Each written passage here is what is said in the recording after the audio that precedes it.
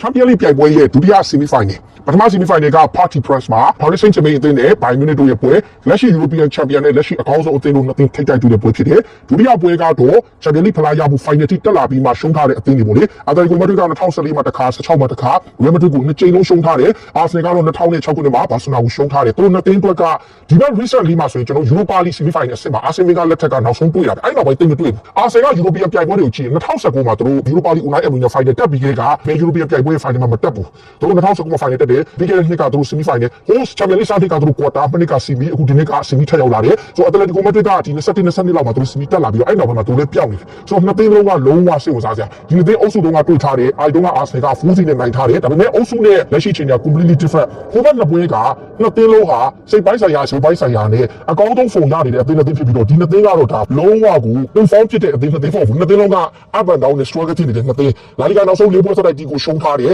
နောက်ဆုံးပွဲမှာသူတို့ Athletic Club ကိုနိုင်ထားတယ် Arsenal လည်းနောက်ဆုံးနှစ်ပွဲဆက်ရှုံးထားတယ်ပြီးတော့မှ Newcastle ကိုနိုင်ထားတယ်ဆိုသူတို့နှစ်သင်းရဲ့ထိပ်တိုက်ပွဲလုံးဝစိတ်ဝင်စားစရာကောင်းတဲ့ပွဲဖြစ်တယ်ကြည့်ကောင်းတဲ့ပွဲဖြစ်တယ်ဆိုတော့ကင်မာက Wanda Metropolitano မှာကမ်းမယ် Atletico Madrid ရဲ့ atmosphere ကျွန်တော်အဲ့ကွင်းမှာကျွန်တော်နှစ်ခါကြည့်ဘူးတယ် Manchester City နဲ့တစ်ခါပွဲကြည့်ပြီးတော့နောက် Real Madrid နဲ့ Atletico Madrid ရဲ့ပွဲကြည့်ပြီးတော့လုံးဝ atmosphere ကကြောက်ကျွန်တော်အဲ့တော့ away အမှန်တစ်ခါကြည့်တာဟိုပေါ်တော့မှပြပိုက်ကိုနဲ့ကာလာတာညီတော်မညီအောင်မလဲကြည့်ရတာအဲ့မှာ Wanda Metropolitano မှာကမ်းမှာ Madrid မှာကမ်းမယ်ပထမအချိုး Atletico Madrid အိမ်ကွင်း Atletico Madrid ကအခု knockout game တွေကိုကြည့်တဲ့အခါမှာသူတို့ Barcelona ကိုကြော်ဖြစ်လာတဲ့အသင်းဖြစ်တယ် Barcelona ကအမှန်တိုင်းပြော probably တော်တော်ကောင်းတယ်သူတို့ကပိုကောင်းတဲ့အသင်းဒါပေမဲ့သူတို့ clinical ဖြစ်တယ်သူတို့လုံးပြနိုင်တယ်သူတို့မှာ attacking ကောင်းတယ်ကျွန်တော် Diogo Simeone အသင်းကိုကြည့်တိုက်စစ်ကိုကျွန်တော်အမြဲတမ်းအားကြဒါပေမဲ့ဒီအသင်းကခံစစ်ကောင်းတဲ့အသင်းမဟုတ်တော့တိုက်စစ်ပဲဒီတော့ Diogo Simeone ဆိုခံစစ်ကိုရာခုက David Hango injury ဖြစ်နေတယ် Jose Jimenez injury ဖြစ်နေတော့ကျွန်တော်ထင်တော့ခုလက်ရှိမှာ Atletico Madrid ရဲ့ defense က Lando Man ကသူတို့တယောက်ယောက်နဲ့တွဲရမယ်အဲ့ဒါကဒီကိုတော့နည်းနည်းလေးကောင်းစားစရာဖြစ်တဲ့အချိန်မှာ Arsenal ကတော့ defense shake ကတော့တော်တော်လေးပြန်ငိန်ထားတယ်သူတို့ Champions League ဆက်တဲ့ပွဲမှာသူတို့10ပွဲတိ clean sheet ယူထားတယ်ဒီချက်ကသူတို့တော်တော်လေးကောင်းတယ်သူတို့ကအုပ်စုတော်သူ clean sheet 5ပွဲယူတယ်10ပွဲမှာ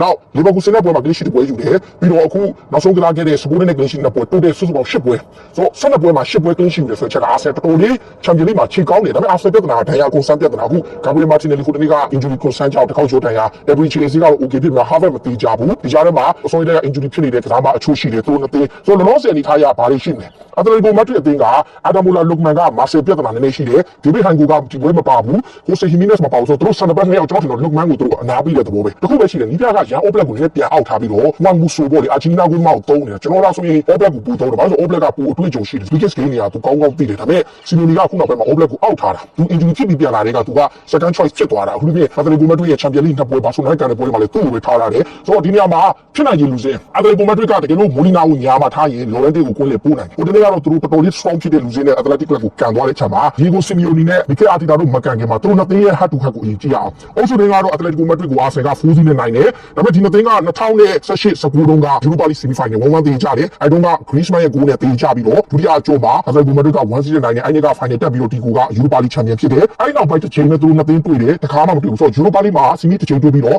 Champions League မှာဒီနေ့တစ်ခါတွေ့တယ်ဘယ်လောက်ပဲတွေ့ထားတယ်သူတို့နှစ်သင်းကဆိုတော့တခြားဘာမှမတွေ့ဘူးလောလောဆယ်အနေထားရ Mikel Arteta ရဲ့ Arsenal နဲ့ Diego Simeone ရဲ့ Atletico Madrid ရဲ့လူစင်းကိုလေ့လာကြည့်အောင်ဒီကိုက 4-4-2 formation ကိုထားတယ်တေးကြတဲ့တိုက်စစ်က Griezmann ရဲ့ Julian Alvarez တွေထားမယ်အဲ့နေရာမှာဂိုးသမားကတော့ကျွန်တော်ထင်တော့ Juan Musso ပဲသုံးနေမယ်ဆို Juan Mussoပြီးရင်ဘယ်ချမ်းက Ruggiero ပြီးရင် Lando Man နဲ့ကျွန်တော်ထင်တော့ Pitbull ကိုသုံးမလား Criminal ကိုသုံးမလားသူတယောက်ယောက်ပဲသုံးရမယ်စနဘက်တယောက်သူလည်း weak ဖြစ်တယ်ပြီးညာဘချမ်းတော့ကျွန်တော်ထင်တော့ Molina သုံးနေမယ်ပြီးရင်ကွင်းနဲ့၄ယောက်တန်းမှာညာမှာ Giuliano Simeone ဘယ်ချမ်းက Ademola Lookman နဲ့ Pablo Barrios ကအခု2လနားတဲ့အတွက်ကြောင့် Barrios နေရာမှာကျွန်တော်ထင်တော့ Koke နဲ့ Llorente သုံးမယ် Pablo Barrios injury ဖြစ်သွားတော့ Cardoso တို့ဘာလို့သူမသုံးလာဘူးဆိုတော့ Llorente နဲ့ Koke Giuliano Simeone နဲ့ Lookman အထောင်က Griezmann နဲ့ Julian Alvarez ဖြစ်မယ် Arsenal ကတော့ရှင်နေသူတို့လက်ရှိနေထားရာဂိုးသမား David Raya ဘယ်ချမ်းကအခုအဝေးကွင်းဖြစ်တဲ့အတွက်ကြောင့်ကျွန်တော်ထင်တော့ Calafiori ထက်စာရင် Hincapié ကိုပူသဘောကျနိုင်တယ် Hincapié က 1v1 ဂျူရီမှာအခုသူနဲ့ရင်ဆိုင်မဲ့သူကအဲ့ဘယ်ချမ်းက Giuliano Simeone ဖြစ်မယ်ဆိုတော့အဲ့မှာဂျူအတွက်ကျွန်တော်ထင်တော့ Hincapié ကိုသူဆက်သုံးမယ်ဟိုဘက်ညာဘက်ချမ်းကတော့ကျွန်တော်တို့ထင်ပါမရှိသေးတဲ့အတွက်ကြောင့် Van White ပဲဆက်သုံးရမယ်သူ Muscala ကိုလည်းသူ maybe 3 ပေါင်းသုံးတယ်ကျွန်တော်ထင်တော့ Van White ကပို့ပြီးတော့ဆုဖြစ်မယ်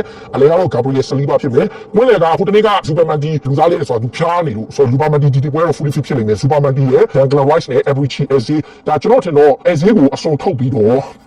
Eze